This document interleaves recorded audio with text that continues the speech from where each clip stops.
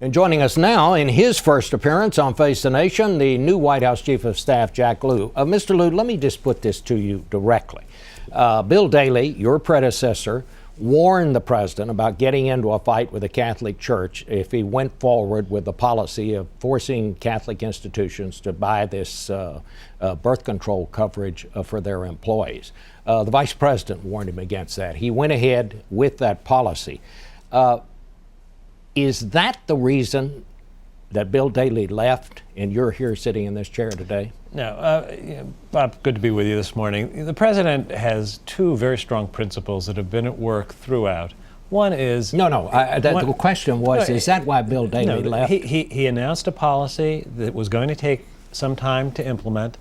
He speeded up the process. He's now implemented. The president has not changed his position. His position was, is, and has been that women have a right to full range of preventative health, including contraception, and we have to do it in a way that's respectful of religious differences. We have implemented the policy, so I think the president has stuck to his position throughout. Two questions. Let me go back to my question. Is that why Bill Daley left? I think yes or no? I think that the president and Bill Daley made clear that after a very difficult year, Bill submitted his resignation. The president reluctantly accepted it. He asked me to take his place. So I think that we're now in a period of the economy is growing. We've got an awful lot of things going on in the world, and it's time to move forward. All right. Well, second question. Are you saying that the president came out Friday and did not change his policy? I think what the president did on Friday was he provided the detail. The detail was always going to come. It was an important principle. It is an important principle that women have a right to get all forms of preventive health, including contraceptives. The president has always been sensitive to the concerns of institutions that have religious objections. The solution that the president announced on Friday is one that puts no institution that claims religious objection because it's related to the church, whether it's a Catholic hospital or a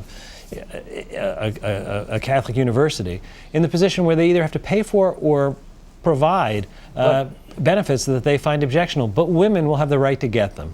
It's reconciling two very important principles. You're saying the president went on national television just to announce some details? He didn't change anything in his plan?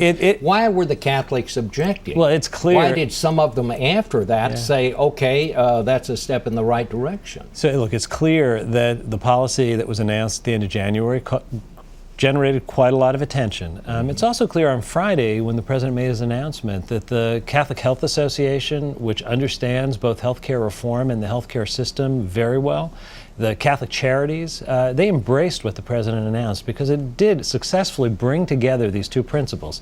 There are some who want to divide and say that there's no way to come to an agreement that bridges the difference. The president, I think, accomplished what he set out to do, which is bring these two principles together. With all due respect, the Catholic bishops didn't agree. They didn't embrace it. They said, we're now going to push for something even stronger. We never expected that there would be universal acceptance of what the president was proposing. So I can't speak to one or another group that objects to it. We have broad consensus, not universal consensus, that this is an approach that's right.